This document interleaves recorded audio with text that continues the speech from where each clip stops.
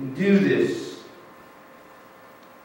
morning as we come to think about, to look at, to get in touch with what it means for us to do something with our lives that embrace all of the things that we've been looking at. For the last 4 weeks, we've been looking at and considering the theme of stewardship, and it's not just something that we do in the fall. In fact, just last night, I was having dinner with some folks from another church, and they said, just out of curiosity, what are you preaching on these days? And I said, well, we're in the midst of a stewardship series. And their first words were, it's November. Like, what else would you be preaching about? But you see, friends, stewardship is not just something that we preach about in November or we think about in November, December, or even back in October. In the fall, it's something that ought to be uppermost on our minds every day of our lives. But we've been looking at how we live into our ministry statement of worshiping God, building disciples, and changing lives. We've been looking at what it means for us to do something with our time, to do something with our talent, to do something with our treasure. And today my prayer is that we will come to terms with all of these. And that we'll begin to see that they're tied into doing something with our very lives. For I firmly believe that they are intricately connected as gifts from God. You can't just separate one out from the other. This isn't a multiple choice of, well, I think I'll pick givings of some of my time, some of my talent, treasure, we'll think about that. My life, I'll think about that. It's all wrapped up into one. And in a very real respect, I believe that this is brought to light in the teaching of Jesus in this 10th chapter of the Gospel of Mark as he tells the rich young man who wanted to follow Jesus. He really did.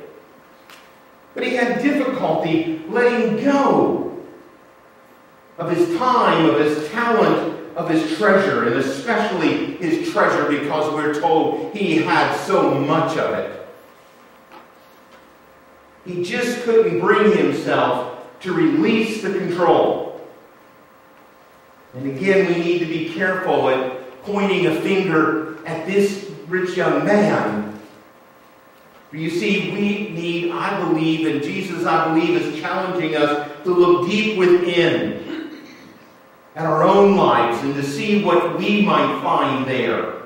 And what if Jesus were standing right here and says, this is what I want you to do if you want to follow me. Now, do I believe Jesus literally wants us just to all sell absolutely everything we have and go live in a cardboard box? I don't think that's what he was talking about.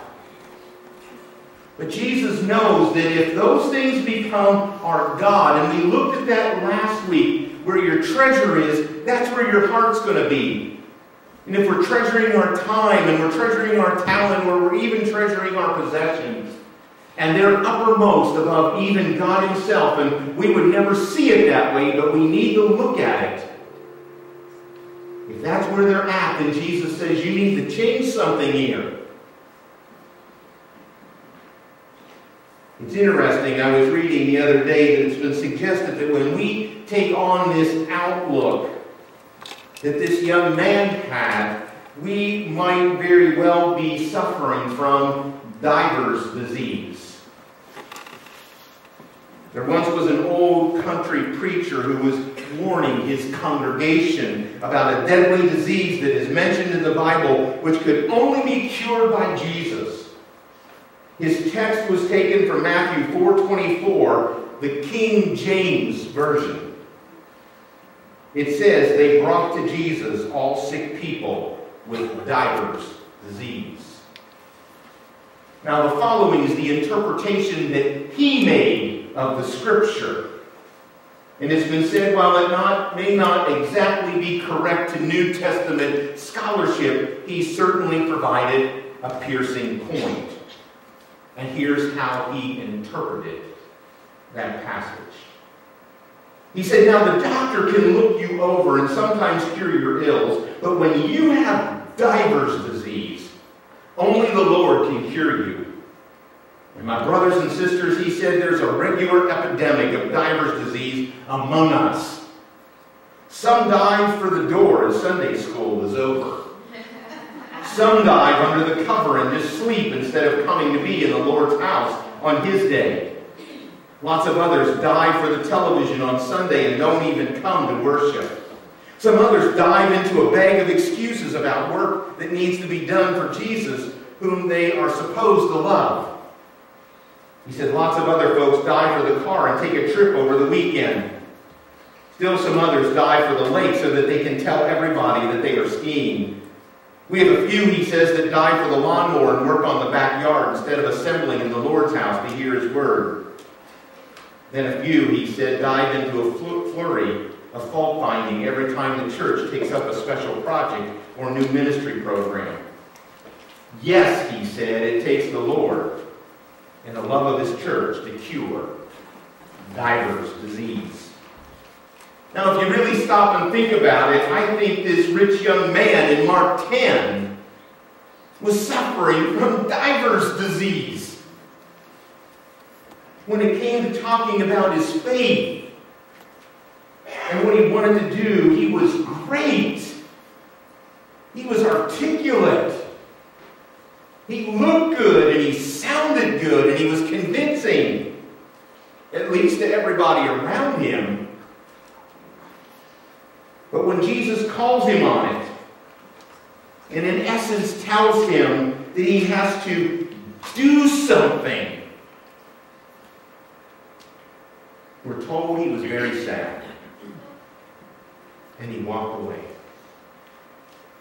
If we look at our scripture reading from that 8th chapter of Mark, we find Jesus never promised.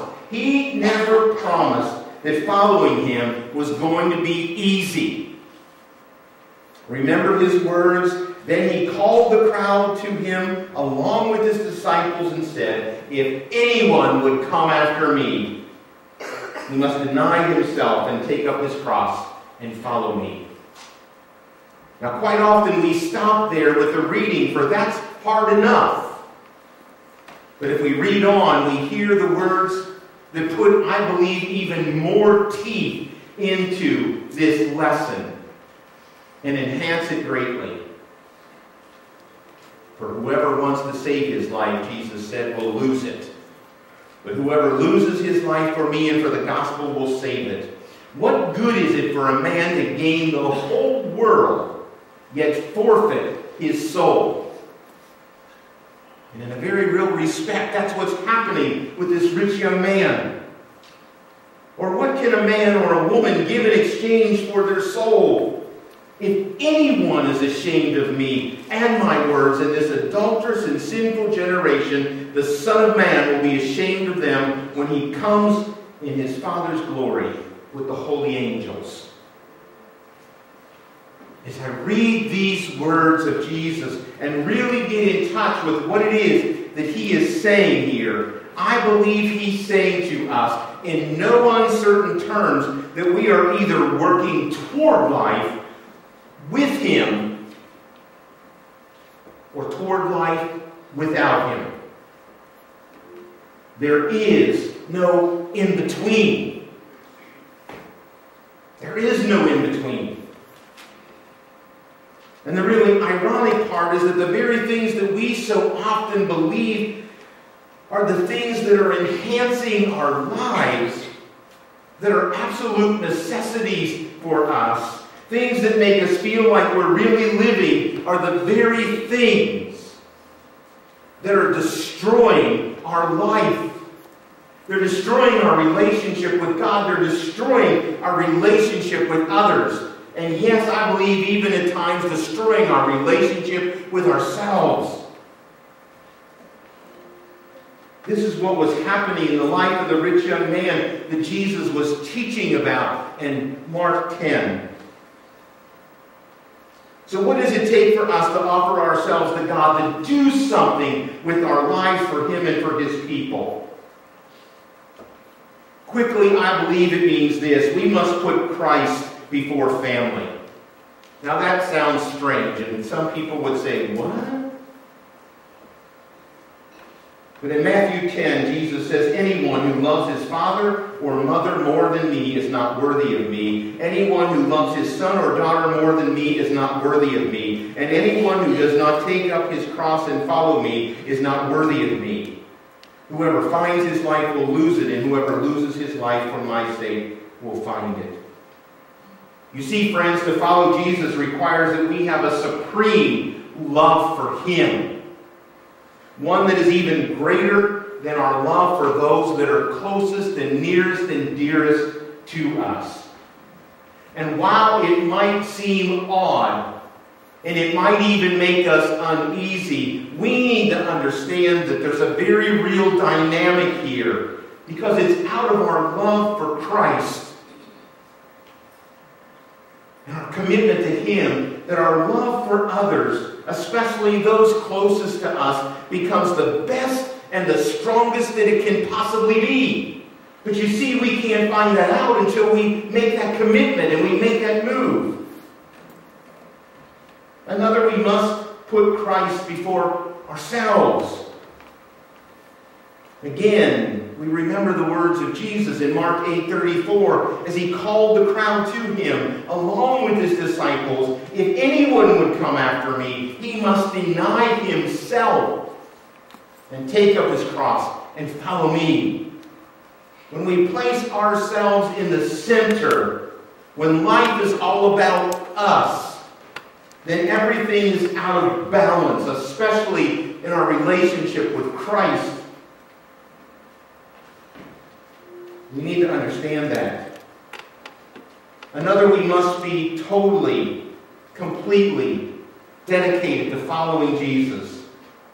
As the chorus puts it, I have decided to follow Jesus. No turning back. No turning back. Though none go with me, still I will follow. No turning back. No turning back. The cross before me. The world behind me. No turning back. No turning back.